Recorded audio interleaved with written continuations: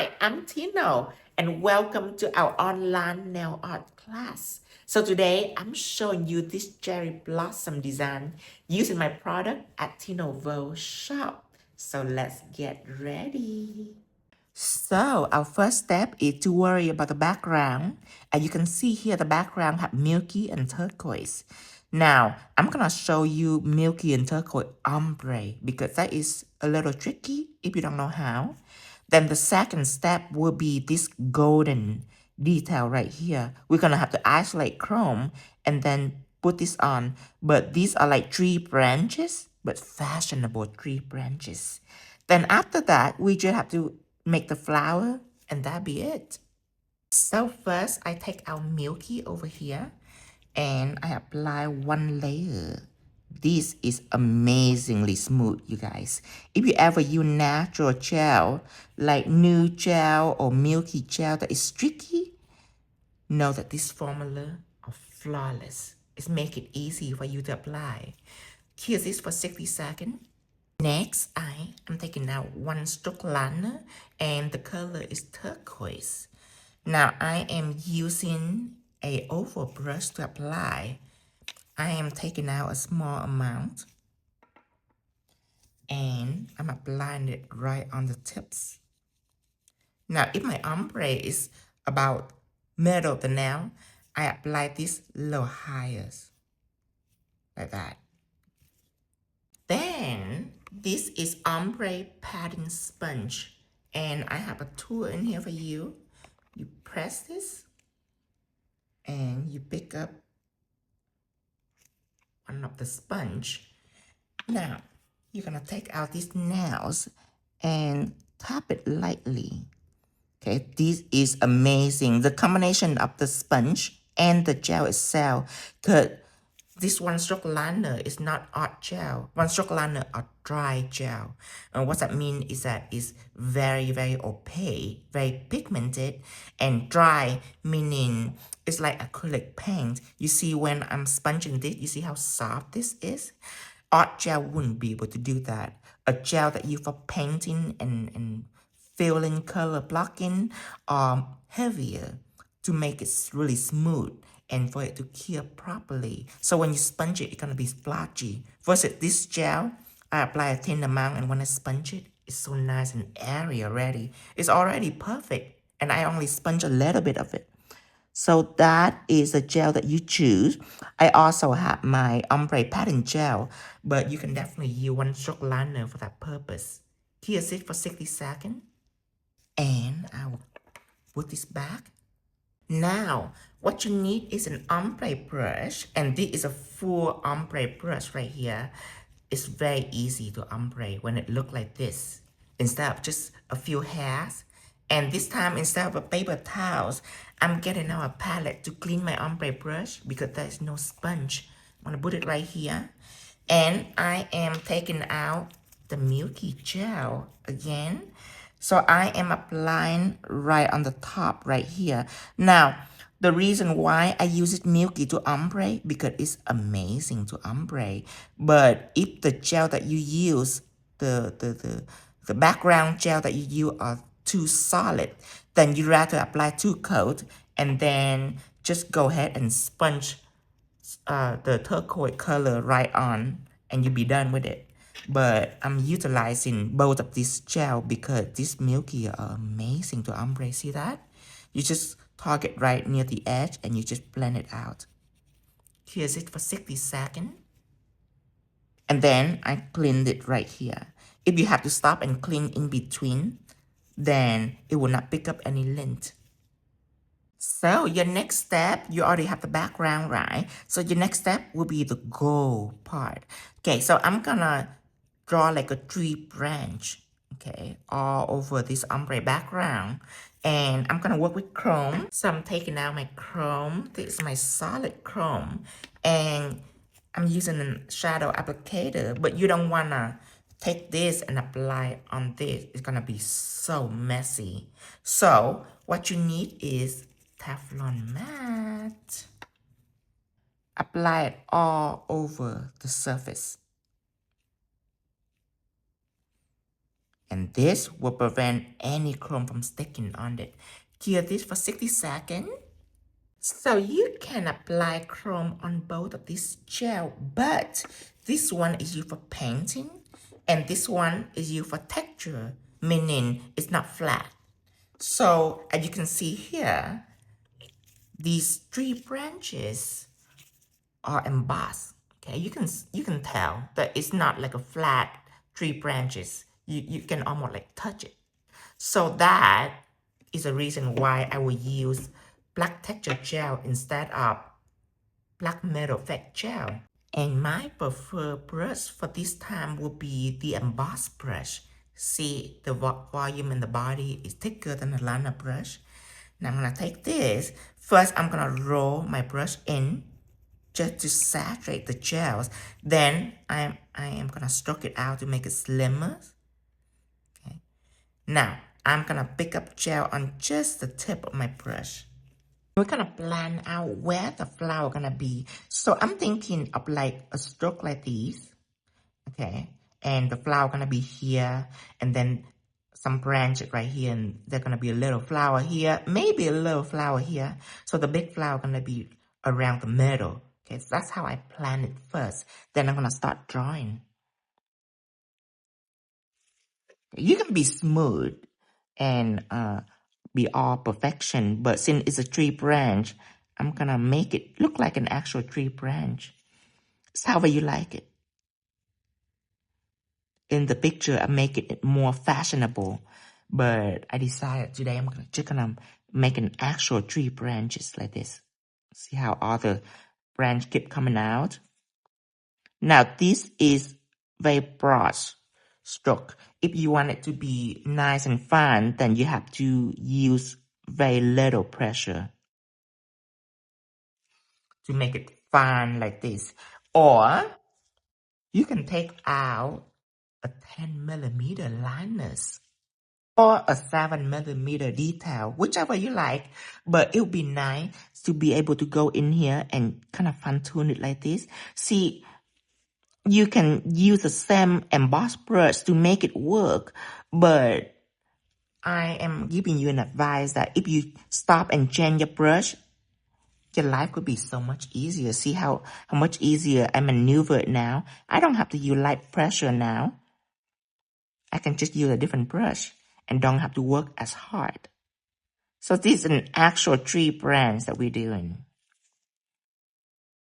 See that? You have some branch right here. So I'm thinking the big flower is around here. And then I'm going to have a small flower here. And we possibly have some petal down here. So I'm just going to drag this out. Okay, and then I'm going to have a little bit of petal right here. So let's cure this for 60 seconds. Then take out our solid chrome.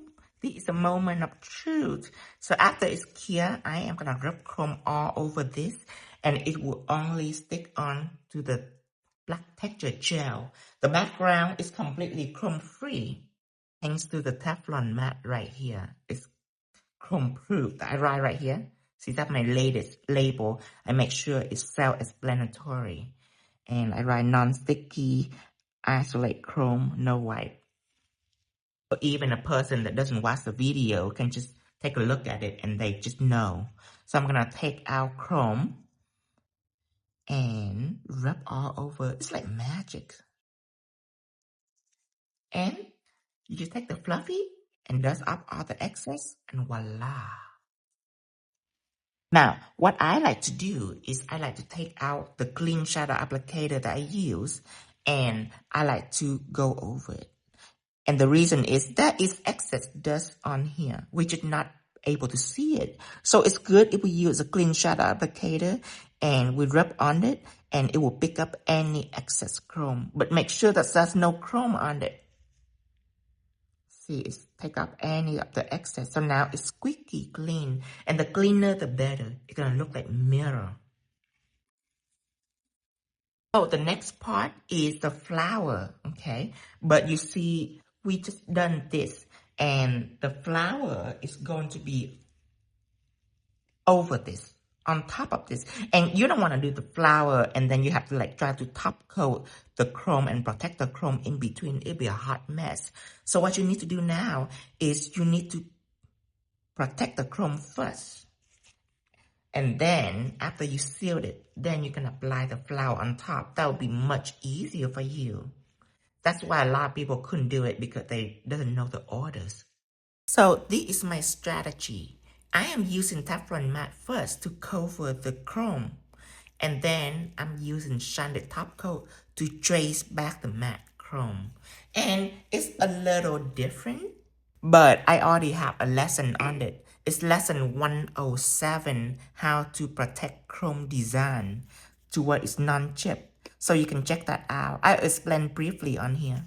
But I have the curling brush. Anytime that you want to work with thin liquidy top coat, I use curling brush because it holds top coat very well. So I'm applying Teflon matte over this gold. And I also go out of line.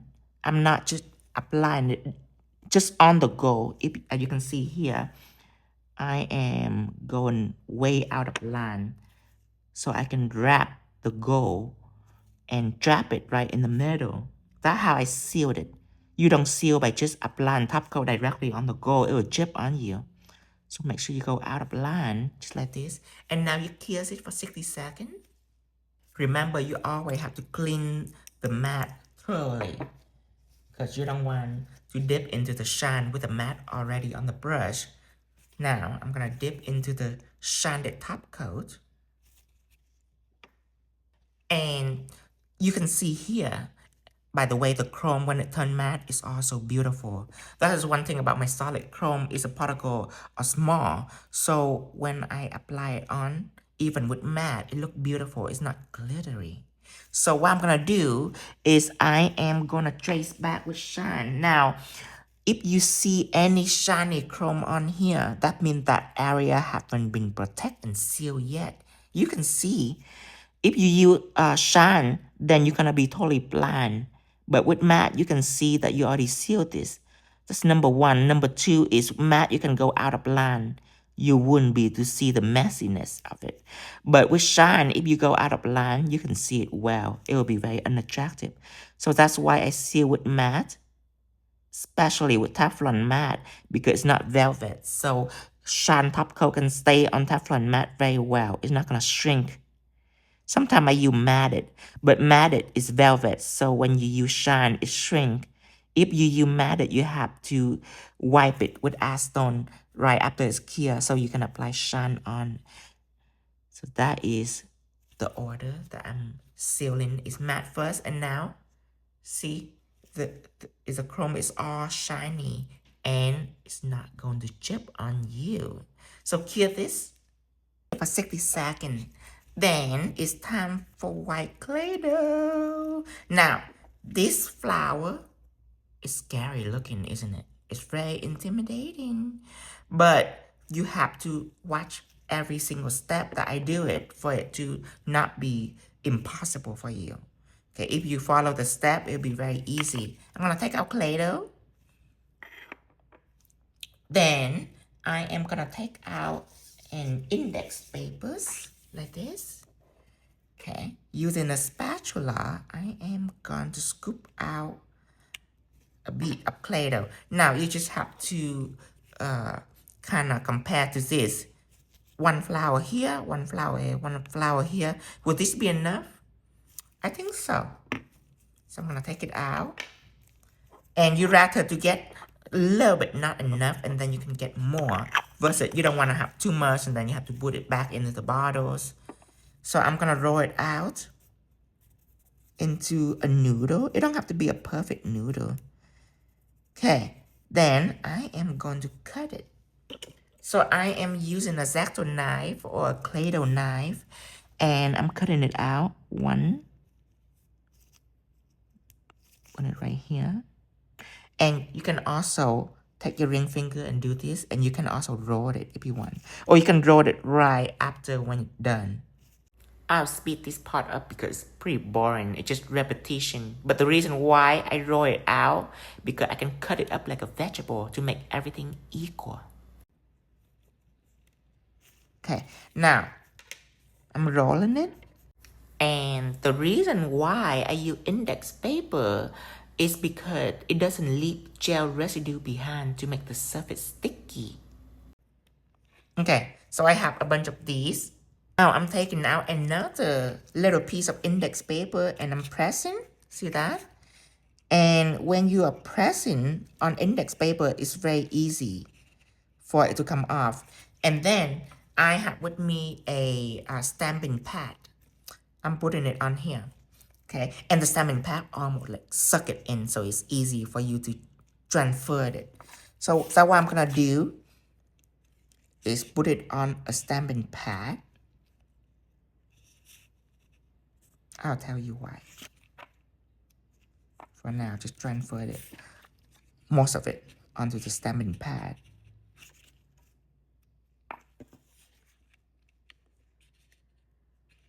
Because when you picking up the flower petals and actually put it on the nail, you don't use your fingers because your fingers are not precise. You can if you want, that'll be the easiest way.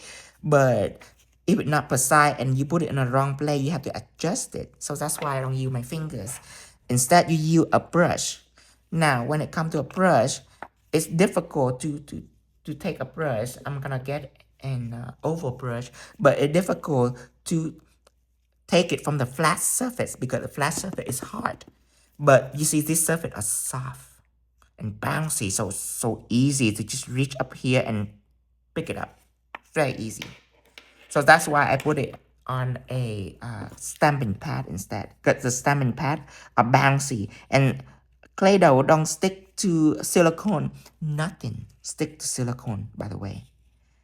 That's why you can transfer the stamp. That's why it's a stamping pad, because you can pick up the stamp, pick up the gel pen, but then you can release it too. Now this one, if it sticks to the paper, you can take a tool and remove it. It's very easy. Index paper are amazing to press anything that are flat. If you don't working with flat object, you don't need index paper because the clay dough is non-stick. It doesn't stick to anything. You can just put it on the table. But the reason why I use index paper, because when you press something flat, then it might stick a little bit because you use pressure, right? You use pressure to push it down to the surface. So it's gonna try to be a little resistant when you try to pick it up. And for anything that are flat, you can ruin it very easy. That's why I use index paper. It's amazing. But if you were to work on a circle or like a big clump of clay dough like this, like the little ball, if you don't need to press the little ball flat, then you can work it on whatever surface you choose. So you have all your tool ready so it can be nice and organized for you. Because what's really get people is they don't know all the do's and don'ts, all the rules. So when they do something wrong, they get panic. And the more they panic, it's just going to get worse from there. So now I have a bunch of these. I am ready for my flowers. Now, did I mention that clay dough is non-stick? So when you put it onto a surface, it's not gonna be sticky immediately. It's not gonna stick right to the surface. It's non-stick. So it's just gonna lay on the surface. And you know, if you pick it up with your brush, and I'm gonna do it so you can see it. So picking up is easy since I choose the best surface to put it on. Picking up are really easy, but laying it down, how are you gonna lay it down? Because right now it's on your brush, right? And it held on to your brush. But look, okay, this is lucky. It's dropped right onto the surface. It's lucky.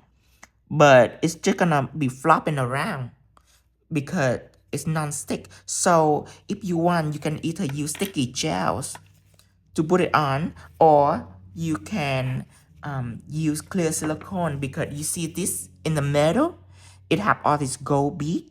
I apply clear silicone and put gold bead onto it, and that is your opportunity to stick clay dough onto silicone because silicone can be sticky enough to other gels.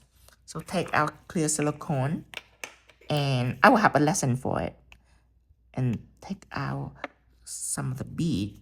Silicone is also non-stick, but it is super cell level. I shouldn't say sticky, I should say cell level, because when you put silicone on the surface for a while, do you see these? See this? I'm just putting it on the surface. It still flop around. But after 5 minutes, it's gonna cell level, meaning it's gonna feel to the surface. You can still pick it out because this is plastic and it doesn't stick to this kind of plastic. But it will be cell level, so it's the best surface for you to stick clay dough petal right on it. So my first flower gonna be right here. See what I say? It's also non-stick, so you just lay on gently, and then you just tap it lightly, like this. There. And I suggest that you do one petal at a time when you first start out, and then when you get good, you can do multiple petals. Now, I also want to take the brush conditioning cleanser that I use to cleanse my brush. It's an oil base, but the oil fills with the gel, so it's gel friendly. Then I can take this, wet in my brush. I know it have a little color on it. You can just be careful and just touch the clear surface on top instead of reaching down on the bottom. But I just basically wet my oval brush. See, I dip it in and then I scoop it out just to moisten my brush. And I am picking out this petal. Easy breezy. And then put it on. Bam. Stuck right on in that core. So now I can use my silicone tool. So the silicone tool, I rarely use to pick up clay dough, but I use it to mold clay dough. Okay, I just press the inside the petal like this, and it will adhere the flower to the surface. So I'm using my brush to pick up another petal, and then lay it on here. Next, the other petal. And then, again, using my tool, press it in, and you can fluff it out like this, just to make it dramatic. Like, making it super 3D, making it look like AI. Is that? Pick up another petals.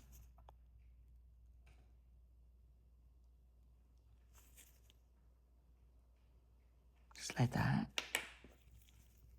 And press it. See, when you press a little bit onto the petal like this, now it's stick. So now, it's just the first initial drop. When you drop it on, if you don't have anything to stick it on, it could be challenging. If you're not that type that are meticulous. Like me, I can probably do it without anything to stick on, but I'm meticulous. If you're not a meticulous type, you can experience trouble. So I just want to let you know what you can use to eliminate all the difficulty. And then it'll be a piece of cake for you to do this kind of amazing work. Remember, it doesn't matter if you're a beginner. You just have to watch everything that I use, all my steps, so you can be able to do it. See that? Now it's super easy. See, I keep saying easy a lot because it is. I swear, it's really easy. But you have to follow the rule first. You have to know exactly what to use for it to be easy. And the product will help you too, but you gotta understand it, know how to use it. Now I got an amazing flower. It's time for me to put on the caviar beads. This is what I use. Now this is an assorted size. I also have these. Now this is 0.8mm. It's a slightly bigger. This is 0.6mm. Then the reason why I have this because 0.8mm is right here, but people use it a lot. So they ran out of this before they ran out of any bigger size. So that's why I have small bead, because I do a lot of bead. But for this, I take this out, and the reason why is because There is small and there is big, and I like to play with the different size bead right here. See, big bead, I use a katana. You can also use a brush with smaller bead. But I only use brush and specialty gels for the bead when I'm working with like a whole line of bead or a lot of bead. This is just a few beads, so I'm just gonna use the katana. It is not the right tool to use when you work with a lot of bead, but it's a right tool to use when you work with, number one, is big bead, where they're really heavy. You might find that when you use a small brush, you can drop the big bead. So this pick up bead very well. Pick up big bead very well. And then small bead is not ideal, but I still use it just because I only need a couple of small bead. I'm not working with like a whole lines. So I drop it right here, so I'm gonna push it in. It's not precise. The reason why I use brush for bead because it's precise.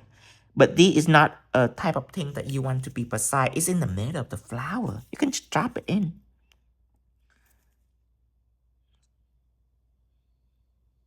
And I also have lesson for caviar beads, so you more than welcome to watch it.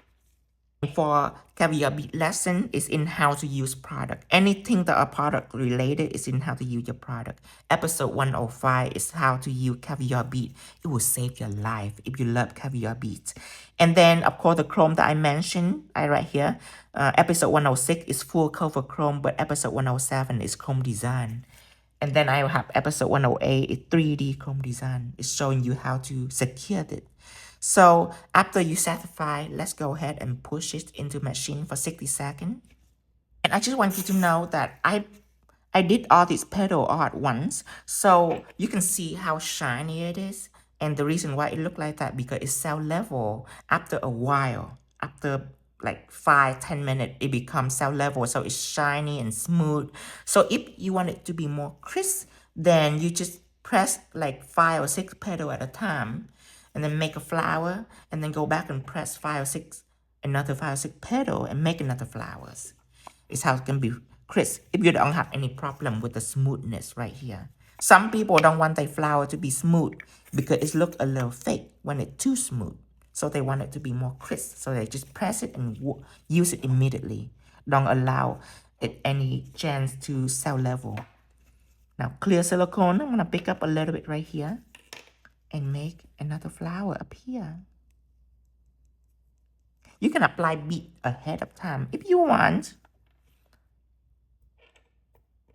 Okay, I'm gonna take our brush. I use tool, all kind of tool to pick up petal before. I find that brush are easier because brush are not solid. So you can pick it up like this, but it's less likely it will stick to your tool. Sometimes you have petal that stick to your tool. Okay, and if it fall off your brush, that means that you should have some brush conditioning cleanser to moisten it, so it grab onto your brush a little more. If not, you can just balance the petal on your brush like this, but know that it could fall off. Wow, this is lucky. I already have some of the conditioning cleanser onto my brush, so it's lucky it's grab on, but sometimes it's fall off your brush. Make sure you know everything is take to be able to do this easily. See, I'm moisten my brush just a little bit. And I got some small petal right here. This is my chance to use it. Because I do want this flower up here to be smaller. So, yeah. And the reason why I do the petal separately is just for it to be more natural. I can overlap petal upon petals. Okay, I need one more.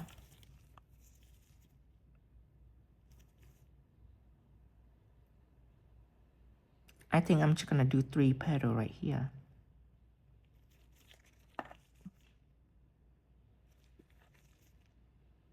Okay, just like this.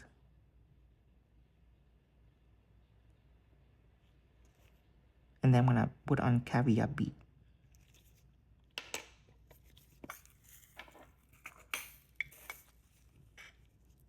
like to give it one big one right here and then surround it with a few small ones. There's no rule to this.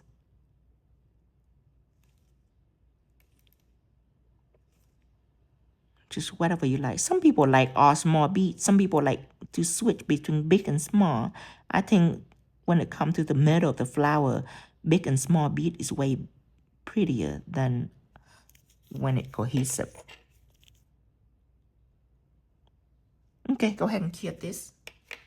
And then down here, I'm going to demonstrate one without the caviar bead or the silicone. Just so you know. Just so you know that you don't have to have it. Okay, I'm going to put it on. See how gently I am? I don't have any problem with it. But sometimes you might have problem with laying it on. Oh, look at that. It's defy gravity. Okay, now, when it's on, remember it's not sticking to it, so you have to anchor it like this. You have to take the head of your silicone tool and you just press it.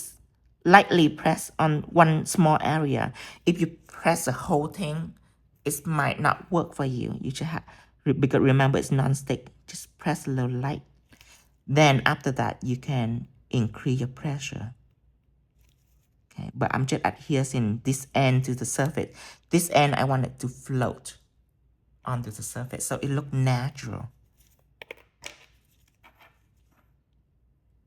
And then I will show you how to make it practical, because I know what you're gonna ask. Is it gonna stick to people's hair? Is it gonna break? So I will show you how to make it practical. But first, let's just put it on first. See how pretty it is? Let me zoom in. So pretty. Now, hear this. And by the way, you can put like a couple caviar bead to this spot right here where it have claydoh, so it can adhere to claydoh. I just want to show you that you don't have to have clear silicone or sticky. You can just put on a surface. You just have to know how to anchor it. Now, here for 60 seconds. And pink art gel. It's time to put some color for it. Done with the bead. Done with the white claydohs. So you take it out. Whip up some pink. Put it right here. It's just a little bit. You don't need much. And that is pink art gels. And you need two brushes. You need coloring brush and shading brush. You dip it into the art gels. Now the reason why you art gel, because it's very good to blend with brush. One stroke liner is good to sponge. Art gel is not very good to sponge. But art gel, when you blend with brush, it is so beautiful and easy. You just place a little bit of art gel right into the center of the petal, and then you're gonna switch shading brush. Okay. And I don't dip it into any alcohol, or I don't moisten it. I just use a dry brush. If you want, you can dip it into conditioning cleanser just to soften it. If it's a little stiff from residue gel, you can just soften it. And then wipe it off. Okay. Now it's nice and soft. Then you can just blend it out. You can it's called shading brush because the head are tiny, but it is a flat brush. It is a flat, soft brush for you to blend out, but the head is tiny, so you can work with small area. An oval brush will be really flat at the end, while a shading brush will be really small. And look how beautiful the petal is. Kia, you can flash kia it like this. Okay, I'm gonna do it to all the petals. So when I work with client, it's different than when I teach. I do all of it all at once like this. This petal and then this petal, same thing. There. Then I will shade it all at once and then flash here in between.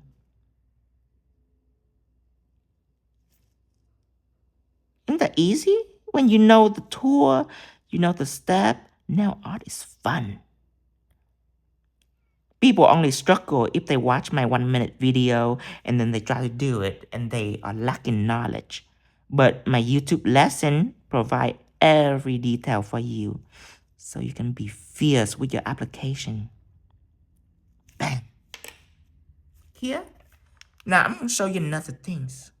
Just a little extra for you. So you see this where I only have 3 petals right here. And then I have some bead. Now what you can do, you can take some of the petal that you have left. Okay, you can pick it up right here. And lay on the bead. So it's overlapping like this. And then you anchor it. Anchor that. Okay, stick to my tool now. Oh, because I cured this. Okay, so that is one example that I want you to see. So I cured this silicone already, so there's no wet silicone around. So now, do you see this? Where it's stuck to my tool instead? See, when I use the brush, it's fine, but when I use my tool, when I add pressure, it can stuck to my tool because of the pressure. So that's why I use brush. So again, you can put on some silicone or sticky, but you can also just use the brush to anchor it instead of the tool. So know that if you have no stickiness in the surface, then try to use the brush instead. Because the tool is you use to mold it, but it can stuck onto the petal because the petal is so thin. Okay, you can overlap it like that. I'll do another petals.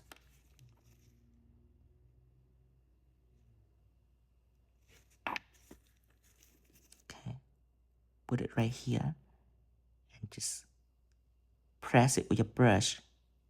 Brush are kind of amazing because they're not really solid. They are, but they're not. They're made out of millions of hairs or hundreds of hairs. But so it's not a solid piece. So even if you press it, it's hard for anything to stuck to your brush permanently. It's easy for it to come out. So this is like 3-dimensional. See that? It's 3-dimensional. It's different than this. So I just want to show you that just in case you want to be a little extra with the petals. And then you cure this. Now, take out the pink art gel and add some color to it and you're done. And I will show you how to make it practical for you, for your client.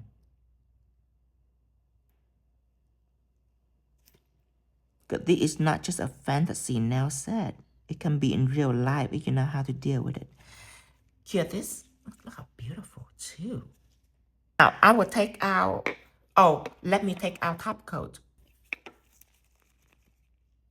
Good, I'm gonna top coat the petals. Using coloring brush. Okay, I'm gonna top coat the petal. Now, art gel, when you do this, it doesn't really need top coat. But the reason why I top coat, because I blend in the art gel. So there is part of the art gel that are solid. And there is a part of the art gel that are blendy. And these colors are very light. So it might rub up over time, like over a period of 3 weeks, it might rub up on this light pink right here. And then the petal wouldn't look ombre. It will look like a solid pink and then it jump right to white. You wouldn't see the transition. So the soft pink where the transition are, the really light pink, I decided to top coat it to protect it so it don't get rubbed off. That's the only reason why I top coat this petal. But if you don't have art gel, then I don't really put on top coat. And if you don't blend, I don't really put on top coat neither. And you will want to cure each petal at a time. I was busy talking, so I didn't cure this each petal at a time. But the reason why is top coat or cell level is liquidy. So if you do a whole bunch on more than one petal, it can blend. You don't want it to blend. So that's why I separate it. Now I already top coat this. It's done. I top coat the bead too to keep it, to encapsulate the bead. See, place it on the bead. Now this is well secure. So how are you gonna make it practical? So you see all these petals are like hovering on the surface. Okay, it's a fantasy. It to let you see the delicateness of it. But your client really want it, but they are so rough on their nail. Then what you can do is using clear emboss jelly, and you go down here and you squeeze a little top coat out on the bottom of the petals. Okay, using like a coloring brush to shove it in. So now the bottom is completely solid. But you wouldn't be able to see because it's clear and it's in the bottom. So now the flower looks like it's floating, but it's completely solid. Let's do some more. I know you're excited right now. You'd be like, oh, I can make this and I can make it functionable. Yes, you can. So you just fill the bottom with gels. That's it. So now it's not a thin, delicate flower petal. It's solid, completely solid from top to bottom, but you couldn't tell because the gel is clear. You couldn't tell. See, it still look like an amazing, delicate petal, but look at underneath. It's completely solid. So your client can take a hammer and bang on it and it still will be fine. See these edges right here? Put some jelly on it, just like this. Not everything. Like this petal right here, you probably don't need any. You can if you want to. Let me take some jelly. Just gonna shove it in.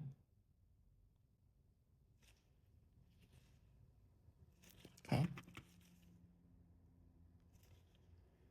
I don't need any over here. So beside from the fact that it will reinforce it, it's also will prevent it from snacking onto your client hair or something. When they touch their hair, touch their clothes, it doesn't snack. If you want, you can take jelly and just fill up the inside of this. See, it's clear. Nobody gonna see any of this gel that reinforces flower. Hear this. I want you to look at this, you guys. It is so intimidating. Look at this. It's crazy.